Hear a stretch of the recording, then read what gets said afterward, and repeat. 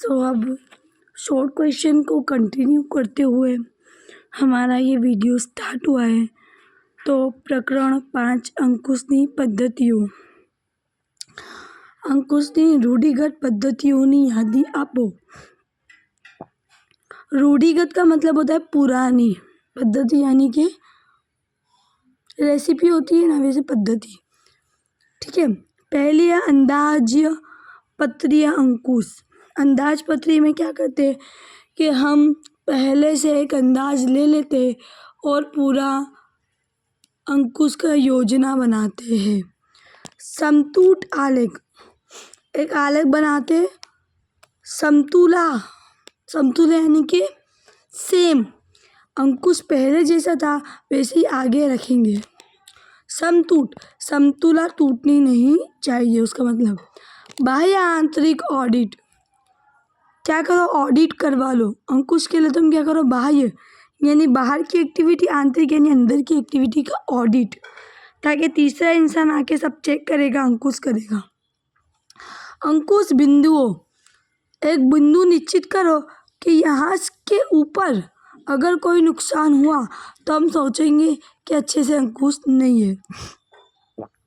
अपवाद द्वारा अंकुश, ऐसा अंकुश जो अपवाद यानी कि विरुद्ध हो। रोकाण पर वळतर द्वारा अंकुश, रोकाण पे तुम एक्स्ट्रा पैसे दोगे वैसा अंकुश। स्वयं तपास द्वारा अंकुश, खुद तपास, खुद चेक करो वो अंकुश। गुणोत्तर विश्लेषण द्वारा अंकुश, गुणोत्तर यानी बताए ना, हम गुणोत्तर पढ़ते अकाउंट में कि इतना टका गुणोत्तर है, तो अगर 1% से ज़्यादा तुम्हारा जवाब आ गया तो तुम अंकुश को माप पाओगे। होता है ना नफा मूडी, नफा डिवाइड भागाकार बाय मूडी, ऐसा कुछ करते हैं ना हम लोग, फिर हमें परसेंटेज टकावारी मिलती है, वो गुणोत्तर। प्रमाण पड़तर पद्धति, पड़तर यानी कि हमारी लास्ट टाइम छेल्ले बरस एक प्रोडक्ट बनाने के लिए 10 रुपये लगे थे, 10 पर्दा लगी थी, आज 8 लगी तो अच्छी बात है, लेकिन 12 लग गई तो अंकुश अच्छा नहीं है। जवाबदारी लक्षी हिसाबी पद्धति, सब एम्प्लॉय को उनकी जवाबदारी सौंप दो, वो खुद अपनी काम पर अंकुश रखेंगे। ठीक है, ये सारी रूढ़िगत पद्धति है। अंकुशनी आधुनिक पद्धतियों, आधुनिक यानी कि मॉडर्न, अभी की नहीं। पहला पर्ट पद्धति द्वारा अंकुश, पर्ट, पर्ट पद्धति द्वारा अंकुश। दूसरा कटोकटीपूर्ण मार्ग द्वारा पद्धति, CPM। पर्ट पद्धति यानी कि आलेख की पद्धति है जिसमें हम काउंट गिनते हैं। कटोकटी भी है, हम लोग एक पूर्ण मार्ग, CPM पद्धति है, उसमें हमें ना फॉर्मूला लगाते, फॉर्मूला यानी कि फॉर्मूला यानी मालूम है ना,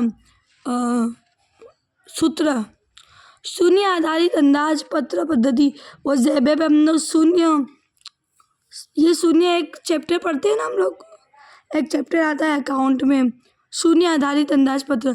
शून्य से लेके एंड तक उसका हिसाब करेंगे, फिर देखेंगे कि हमारा प्रोसेस बराबर हुआ है या नहीं। इलेक्ट्रॉनिक डेटा प्रोसेसिंग यानी कि कंप्यूटर में से डेटा निकालेंगे और देखेंगे। मानव संपत्ति ना हिसाबोनी पद्धति, मानव संपत्ति यानी कि मानव जो नोटबुक में लिखता है उसके द्वारा अंकुश रखेंगे। ठीक है, इजी है। बजेटरी अंकुश एटले शू, बजेटरी यानी कि अंदाज, बजट। अंदाज पत्री अंकुश तो अर्थ स्पष्ट करो। बजट एक सर्वग्राही योजना है, बजट आता है ना हमारा इंडिया का भी तो आता है, अभी लॉन्च हुआ। सर्वग्राही यानी हर जगह पे बजट योजना होती है। हम चीज़ की बजट बनाते, शॉपिंग करने जाते तो पहले बजट करके जाते है ना, खाने जाते तब भी बजट कि बस 1500 तक का खाएंगे, 5000 तक की खरीदी करेंगे, ये बजट होता है। जमा संचालन अंदाजी पहचान, जिसमें संचालन क्या होता है, क्या एक अंदाज लगाता है, અને આવકને આધારે કામગીરી માટે પડતર અને ખર્ચની છૂટ નક્કી કરે છે। उसके लिए क्या नक्की करेगा कि हम मेरा इतना खर्चा होना चाहिए, 2 लाख का खर्चा होना चाहिए, छूट दे दिया 2 लाख तक की। અને એ રીતે કાળજીપૂર્વક નક્કી કરેલ વ્યય તરફ પ્રવૃત્તિઓને દોરે છે। ऐसे ही वो काळजीपूर्वक यानी कि सोच विचार के उसने जो नक्की किया था कि 5 लाख का वेचाण करूँगा, उसके तरफ प्रवृत्तियों को डालता है અને તેનું અસરકારક સંકલન કરે છે। संकलन यानी मिलाना, और फिर उसका क्या करेगा, असरकारक संकलन यानी सबको वो व्यय में मिलाएगा।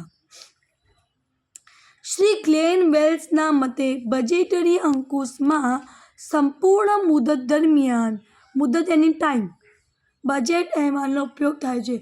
जैसे कि आज मैंने अगले साल का बजट बनाया, तो अगले साल का संपूर्ण मुदत में तुम आज का जो मैंने बजट बनाया वो यूज़ करोगे કે જેથી બજેટમાં જણાવ્યા મુજબના ધ્યેય મુજબ રોજબરોજની પ્રવૃત્તિઓ સંકલન। जैसे कि हमने बजट में लिखा होगा कि पूरे साल का 5 लाख का वेचाण के लिए तुम्हें रोज 20,000 का वेचाण करना पड़ेगा। तो रोज बरोज तुम्हें देखना पड़ेगा आज 20,000 का वेचाण हुआ या नहीं हुआ। અને મૂલ્યાંકન થઈ શકે, મૂલ્યાંકન यानी मूल्य गिनना, તેમજ તેના પર अंकुश રાખી શકાય। और अगर तुम्हें लग रहा है कि नहीं हुआ, तो तुम क्या करो, अंकुश रखो। ठीक है। બજેટરી કંટ્રોલમાં ખરેખર यानी सच में परिणामना बजटना लक्ष्यांक साथे सरखावी। हम क्या करते हैं, बजट में हमने 5 लाख का सेल किया था, और जो परिणाम, जो असलियत में हमने वेचाण किया, समझो 6 लाख का कर लिया, तो हम क्या करेंगे, 5 लाख के वेचाण को 6 लाख से सरखाएंगे, मापेंगे, कंपेयर करेंगे। तेना पर सतत अंकुश रखवामां आवे छे, और देखेंगे, उस पर अंकुश रखेंगे, અને તે રીતે તેનું મૂલ્યાંકન કરવામાં આવે।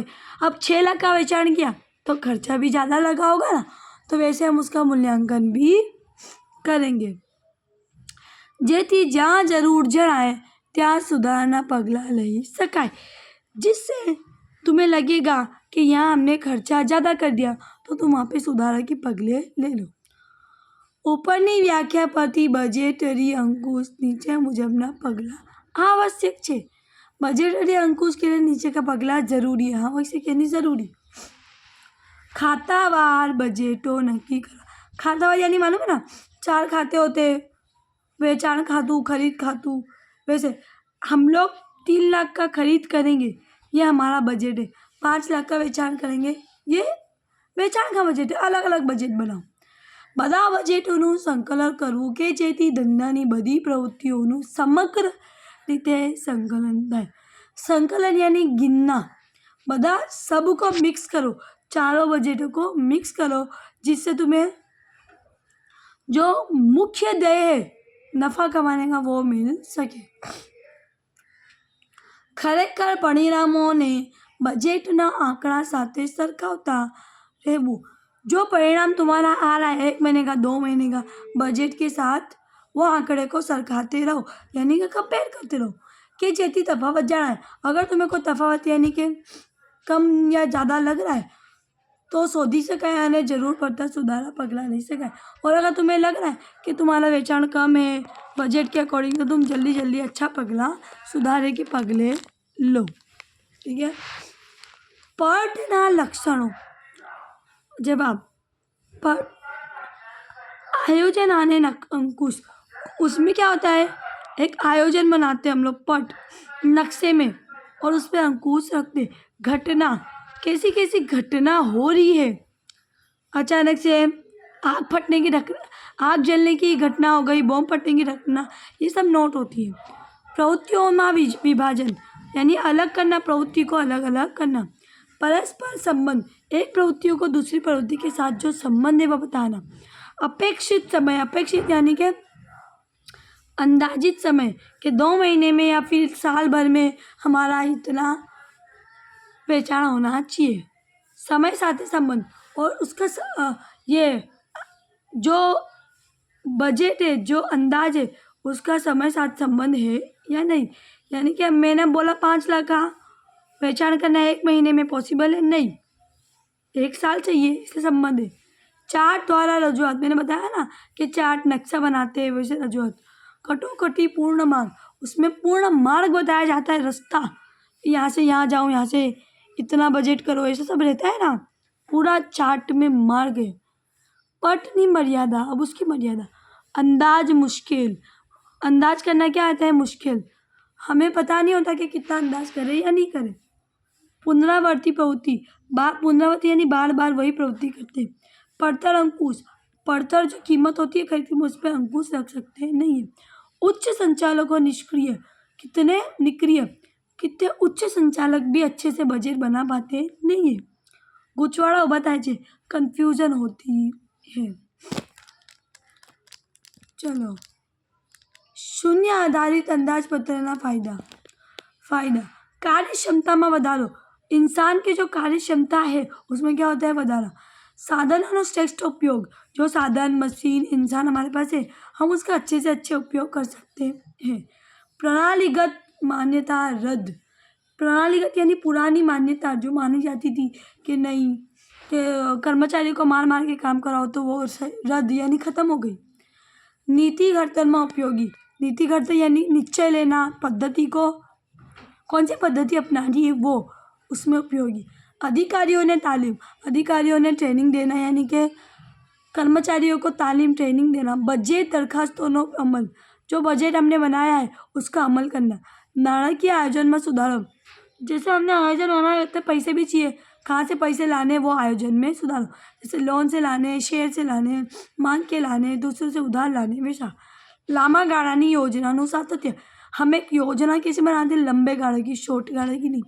नवा प्रोजेक्ट प्रति ध्यान, नवा प्रोजेक्ट बनाओ और उस पर ध्यान दो। शून्य आधारित अंदाजपत्र એટલે શું? શૂન્ય આધારિત અંદાજપત્ર એટલે અંદાજપત્ર તૈયાર કરતી વખતે તેમાં સમાવવાના દરેક પ્રસ્તાવનો અવલોકન। शून्य आधारित अंदाजपत्र में तुम क्या करते हो कि जितने भी प्रस्ताव, जितने भी घटना, फंक्शन बनने वाले उस पर अवलोकन यानी देखो, पृथक्करण यानी उसको समझो, मूल्यांकन यानी उसको गिनो करवानी प्रक्रिया। 3 चीज़, अवलोकन, पृथक्करण और मूल्यांकन। के जेથી તેમાં કયા પ્રસ્તાવનો સમાવેશ કરવો કે નહીં, कौन सा प्रस्ताव, कौन सी घटना का समावेश करना है, कुछ निकालना है, वो सोचना। तेनु वाजबीपणું नक्की થઈ શકે। कोई प्रवृत्ति बेकार है, बेफजूल है तो उसको निकाल दो, कोई ज़रूरी है तो उसको डालो। शून्य आधारित अंदाजपत्રમાં દરેક પ્રસ્તાવના ખર્ચ અને લાભનો તુલનાત્મક અભ્યાસ કરીને તેનો अंदाजपत्र में समावेश करवो के नहीं ते नक्की करो। हर एक घटना का तुम खर्च भी देखोगे और आवक भी, लाभ यानी नफ़ा भी देखोगे। अगर खर्च ज़्यादा हो रहा है और लाभ कम तो तुम वो प्रवृत्ति को निकाल दोगे। लाभ ज़्यादा हो रहा है, खर्च कम, तो वो प्रवृत्ति को समावेश कर लोगे, ऐसा, ठीक है। समतूट विश्लेषणनी बे धारणा। कुल खर्च के स्थिर खर्च, कुल खर्च ने स्थिर खर्च અને परिवर्तनीय खर्च में वહેંચવામાં આવે છે। कुल खर्च यानी टोटल खर्च में क्या करना है, 2 खर्च आते हैं उसमें, कुल स्थिर खर्च यानी कुल अस्थिर खर्च, तो दोनों को अलग कर लो। परिवर्तनीय खर्च यानी कि परिवर्तनीय खर्च किसको बोलते हैं, जो बदल जाता है, जो फिक्स भी होता है, अस्थिर होता है लेकिन लांबा गाड़े बदल जाता है। जैसे कि ऑफिसનું ભાડું, वो उत्पादन जत्था साथे सम प्रमाण વધે या घटे છે। उत्पादन जत्था बढ़ा, ज़्यादा हुआ तो तुम्हें एक और रूम भाड़े से लेना पड़ेगा और अस्थिर खर्च बढ़ जाएगा। एक ज वस्तुનું उत्पादन વેચાણ થાય અથવા એકથી વધુનું વેચાણ થાય તો તેને વેચાણ મિશ્રણનું સાતત્ય। एक वस्तु हो, तुमने कपड़े का बिजनेस चालू किया लेकिन साथ में कपड़े जो बच रहे थे उसमें रुमाल का बिजनेस भी साथ स्टार्ट कर दिया, तो 2 वस्तु का वेचाण हुआ, तो एक થી વધુ વેચાણ, तो तेनु वेचाण मिश्रण हुआ कि हमने 100 तो रुमाल बेचे, 50 ड्रेस बेचे, से मिश्रण होता है। उत्पादन में વધારો ઘટાડો થાય तो તેને पर स्थिर खर्च यथावत स्थिर है। उत्पादन में जो વધારે घटाड़ा हो रहा है लेकिन भाड़ा तो उतना ही देना पड़ेगा ना, वो स्थिर रहेगा। मजूर उत्पादन में कोई परिवर्तन आवतुं नथी। मजूर तो रोज रोज काम करके जाएगा और आएगा, उसको कोई मतलब नहीं है। सामान्य भाव सपाटी में कोई ज फेर जोवा मळतो नथी। भाव जितना है उतना ही रहेगा। जेटલું उत्पादन थाय ते संपूर्णपणे वेचाई जतुं होय छे। जितना तुम उत्पादन करे उतना सब बिक जाना है। वेचाण अने उत्पादनना जથ્થામાં ફેરફાર થવા છતાં વેચાણ કિંમતમાં કોઈ જ વધઘટ થતું નથી। વેચાણ में વધારો हो रहा है, उत्पादन में વધારો है, तो भी वेचाण कीमत बढ़ रही नहीं है। कोई में घटाड़ा भी नहीं हो रहा, बढ़ा ज़्यादा भी नहीं हो रहा। समतूट बिंदुनु सूत्र, मैंने बोला था ना उसमें सूत्र फॉर्मूला आता है। बिंदुनु सूत्र कुल स्थिर खर्चा यानी सारे स्थिर खर्चा, एकम दीठ वेचाण खर्च, वेचाण कीमत और एकम दीठ चलित खर्च। चलित यानी कि रोज बरोज का खर्चा, उसमें अस्थिर खर्च नहीं आता। ये रस में है F S minus V divide by S, English में है। सीपीएम पद्धतिनो अर्थ स्पष्ट करो। सीपीएमનું આખું સ્વરૂપ ક્રિટિકલ પાથ મેથડ છે, ફૂલ ફોર્મ યાદ रख लो। અને તેનો अर्थ कटोकटीपूर्ण मार्ग पद्धति एवो थाय छे। और उसका गुजराती में मतलब क्या होता है? कटोकटीपूर्ण मार्ग पद्धति। आ पद्धति अमुक कार्यक्रम केटला समय में पूરું કરી શકાશે। एक कार्यक्रम कितने महीने में पूर्ण होगा ते क्रमबद्ध रीते नक्की करवामां आवे छे। हम क्रम के अकॉर्डिंग नक्की करेंगे कि सुबह में ये करा, दोपहर में ये किया, क्रम दे दिया हर चीज़ को। आ पद्धति में जे योजना पूरी करवानी छे, जो योजना, जो काम, जो कार्य पूरा करना है तेने जुदा जुदा भागों में वेची देवामां आवे छे। उसको अलग अलग भाग में बेच दो। ये काम, ये योजना का ये काम ये इंसान करेगा, ये काम ये करेगा, इसे बेच दो, भाग पाड़ दो। सीपीएम पद्धति आधुनिक अंकुशनी एवी पद्धति छे, आधुनिक पद्धति है ना वो, जेनो उद्देश्य, जिसका हेतु योजनानी दरेक प्रवृत्ति माटे अंदाजी समय नक्की करवा। जिसमें हम क्या नक्की करते, प्रवृत्ति के लिए समय के प्रोडक्शन करने के लिए 3 महीने चाहिए तो 6 महीने में बेच दो। हाँ, प्रोडक्शन उत्पादन तुम पूरे साल करोगे तो बेचोगे कब, तो अंदाजी समय बना दो। तेने आधारे आखी योजना पूरी करवामां ओछामां ओछो समय नक्की करवाते छे। उसका योजना, उसका मतलब मेन बेस क्या है, क्या चाहती है पद्धति, कि तुम कम से कम समय में योजना पूरी कर दो ताकि जल्दी से जल्दी वेचाण थाय, जल्दी से जल्दी पैसे आवे। आ माटे योजना आगळ वधवा माटेनो लांबामां लांबो मार्ग जाणी जोवो जोईए। जिसमें तो लंबे से लंबा मार्ग जान लो और वो उसको लो मत। पद्धति होती है ना, रेसिपी, पास्ता बनाने की अलग अलग पद्धति होती है, तो हम क्या होते हैं कि लंबी से लंबी पद्धति को अवॉइड करते, दूर करते, और जो शॉर्टकट होती है उसको अपनाते। आ रस्तो एटले ज कटोकटीपूर्ण मार्ग अने ते पूरो करता जे समय लागे तेने आधारे ज आखी योजनानो समय नक्की बनवामां आवे छे। इसलिए उसका नाम क्या है, कटोकटीपूर्ण मार्ग।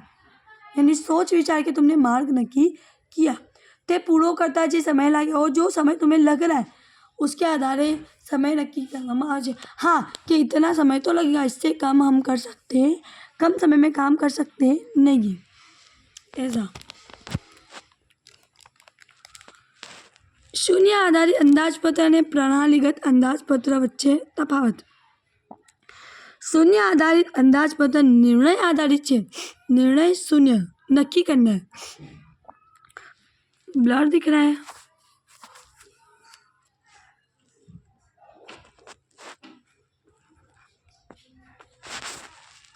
प्रणालीगत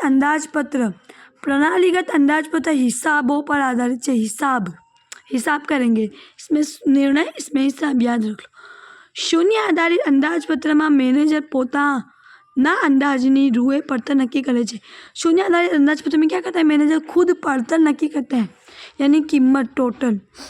प्रणालीगत અંદાજપત્ર ઉચ્ચ સપાટી ફાળવેલ રકમને આધારે બનાવવાનો હોય છે। उच्च सपाटी के जितने लोग हैं, बड़े बड़े लोग, बाहर से बुलाए वो लोग एक पड़तर नक्की करते हैं, खुद ब खुद होगा नहीं। शून्य आधारित अंदाजपत्र ચોક્કસ અને જવાબ આપનારું છે, એ ચોક્કસ और एक जवाब दे ही देता है, જ્યારે प्रणालीगत अंदाजपत्र ચોક્કસ અને જવાબ આપનારું નથી। इसमें कोई नक्की समय नहीं है, नक्की जवाब नहीं है, कुछ फिक्स नहीं है। शून्य आधारित अंदाजपत्र प्रणालीगत अंदाजपत्र करતાં તદ્દન अलग मान्यता धरावे छे। ये तद्दन अलग ही है, पूरा अलग है। प्रणालीगत अंदाजपत्र जूनी मान्यता ने आधारे छे। मैंने बोला ना, ये जूनी मान्यता यानी कि ये ओल्ड है, प्रणालीगत ओल्ड है। शून्य आधारित अंदाजपत्र में बधा ज परिबळना आधारे शून्य करवामां आवे छे। सारे परिबळ, बाह्य परिबळ, अंतर्गत परिबळ को हम क्या गिनते हैं? शून्य, कि उसमें कोई फेरफार होगा नहीं। प्रणालीगत अंदाजपत्र पाछला वर्षना आधारे ध्यान में लईने बनाववामां आवे छे। हम इसमें क्या करते हैं? पुराने लास्ट ईयर, पुराने मतलब छेल्ले बरस क्या क्या हो गया था ये बरस में, वो सब भी ध्यान में लेके बनाएंगे। शून्य आधारित अंदाजपत्र में विभाग ने, यानी मैंने बोला था ना, अलग अलग विभाग भेज देते हैं, खरीद विभाग, पहचान विभाग। फाड़वे रकम ने आधारे उसको बोल देते कि 2 लाख 2 लाख 2 लाख तुम्हें इतना खर्चा करना है, करवानुं होय छे। जेमां मैनेजर फेरफार करी शकतो नथी, इसमें तो વધઘટ कर सकेंगे नहीं। प्रणालीगत अंदाजपत्र 5 वर्षना आधारे ध्यान में लईने बनाववामां आवे छे। पाछला वर्ष की जो प्रवृत्ति होती है उसके सब चीज़ें ध्यान रख के हम लोग बनाते हैं। प्रणालीगत अंदाजपत्र विभाग में फाळवे रकम चाहता जाणी जोईने વધુ रकमनी मांगणी करी शके छे। हम सोचते कि छेल्ले बरस में तो चीज़ें सस्ती थी, ये बरस में महंगी है, तो हम क्या करते हैं? उसमें थोड़ी और વધુ रकमनी मांगणी, यानी वो थोड़ी ज़्यादा पैसे डालते हैं। ये ज़्यादा अच्छा हुआ ना। फाळो एटले शुं? फाळो यानी कि कंट्रीब्यूट, मेहनत। अगर घर में एक फंक्शन है, उसमें तुमने कोई काम कर दिए तो उसमें तुम्हारा फाड़ा गिनाएगा। क्या घर में दावत थी, मैंने बर्तन धो दिए, मैंने एक फाड़ा दिया। चलो इसमें देखते हैं। वेचाण किंमतमांथी चलित खर्च एटले कि सीमांत पड़तर। सीमांत यानी एक्स्ट्रा, हमने पढ़ा था ना अगली लास्ट सेमेस्टर में, सेमेस्टर 1 में था ये। बाद करता जे तफावत आवे तेने फाड़ो करवामां आवे छे। वेचाण किंमत में क्या करो? सीमांत पड़तर तुम माइनस कर दो, फिर जो बचेगा उसको फाड़ो कहते हैं, उसको इंग्लिश में कॉन्ट्रीब्यूशन कहते हैं।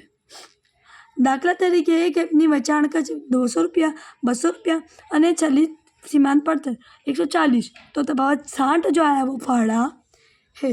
फाड़ो એટલે વેચાણ કિંમત माइनस चलित खर्च। इसको वेरिएबल खर्चा यानी कि अस्थिर खर्चा भी कहते हैं। इवेंट यानी घटना, इवेंट यानी घटनाનો अर्थ લખો। इवेंट एक विशिष्ट पड़ है, क्या एक जरूरी पड़ यानी मालूम है ना, हिस्सा, एक पड़ के जे परंपरागत रीते तेमज उत्सवनी जेम उजववामां आवे छे। इवेंट को हम उजवने दे ना, हाँ शाम को मुझे ये इवेंट में जाना है, मैं ये ड्रेस पहनूं, ऐसा उजवते हैं ना हम लोग, मनाते हैं, सेलिब्रेट करते हैं। आने जेनो उद्देश्य लोगों खास जरूरियातों संतोषवानो होय छे, जिसमें लोगों की खास ज़रूरियात, अब हर एक इंसान चाहता है कि इवेंट को एंजॉय करे, तो कोई ज़रूरियात हुई ना, संतोष यानी पूरी करना। इवेंट एटले कोई प्रवृत्ति के आयोजन ने अनुरूप कोई घटना के प्रसंगનું उद्भव, यानी कि शाम का इवेंट क्यों रखा गया है कि शादी है, तो घटना है ना शादी, प्रसंग है ना शादी, इवेंट ऐसा। उद्भव यानी शादी करने के लिए हमने इवेंट रखा है। और अगर बिजनेस की भाषा में मैं इवेंट बोलूँ तो वो इवेंट नहीं होती है जिसमें लोग कपड़े पहन के जाते हैं, स्पेशल डिज़ाइन मॉडल बन के जाती है और तैयार होके जाते हैं, उसमें मॉडल दिखाते हैं, प्रोजेक्ट, खाने का प्रोग्राम होता है, जूस का प्रोग्राम, वो इवेंट बोलते हैं। ठीक है, शॉर्ट क्वेश्चन यहाँ पे पूरे हो रहे, समाप्त हो रहे। उम्मीद है आपको समझ आया होगा। अच्छे से ये वीडियो को सुनना, पढ़ना, ये मोस्ट IMP शॉर्ट क्वेश्चन है, प्लीज़ इनको पढ़ के जाना। Thank you.